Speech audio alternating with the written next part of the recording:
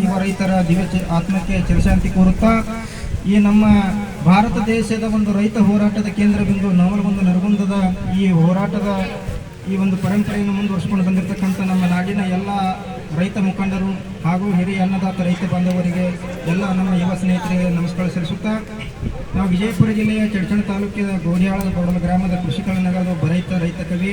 ಸುಮಾರು 18 ಗ್ರಂಥಗಳು, 100 ಕವಿತೆಗಳನ್ನು ಬರೆದಿದ್ದೇನೆ.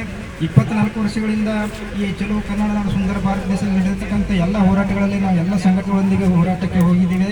ದೆಹಲಿ, ಬೆಂಗಳೂರು, ಇಂಡಿ, ಬಿಜಾಪುರ, ಬೆಳಗಾವಿ, ಹುಬ್ಬಳ್ಳಿ, ಧಾರವಾಡ. ಆದರೆ ನಮ್ಮ ರೈತರ ಮೂಲಭೂತ ಬೇಡಿಕೆಗಳು ನೀರು, ಕರೆಂಟು, ಧಾರಣೆ, ಕೌಶಲ್ಯ ಜ್ಞಾನ ಮತ್ತು ವಿಶೇಷವಾಗಿ ಬಂಡವಾಳ ಇವು ಸಿಗ್ತಾ ಇಲ್ಲ.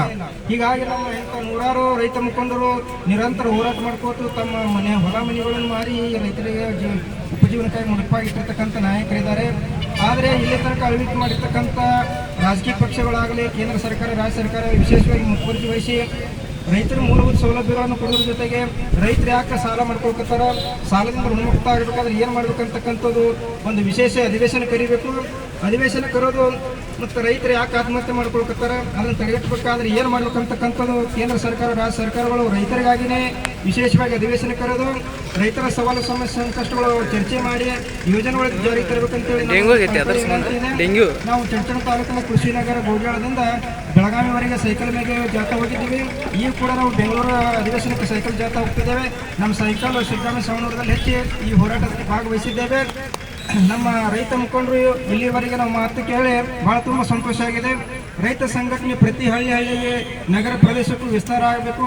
ಎಲ್ಲ ರೈತ ಮುಖಂಡರು ಒಂದಾಗಿ ಎಲ್ಲ ಹಳ್ಳಿಗಳಲ್ಲಿ ಸಂಘಟನೆ ಮಾಡಿ ನಮ್ಮಂಥ ಯುವಕರಿಗೆ ಒಂದಿಷ್ಟು ಮಾರ್ಗದರ್ಶನ ಮಾಡಿದರೆ ಮುಂಬರುವ ದಿನಗಳಲ್ಲಿ ಒಂದು ರೈತರ ಸಾಮ್ರಾಜ್ಯ ನಮ್ಮ ಭಾರತ ದೇಶದಲ್ಲಿ ಬರಲಿದೆ.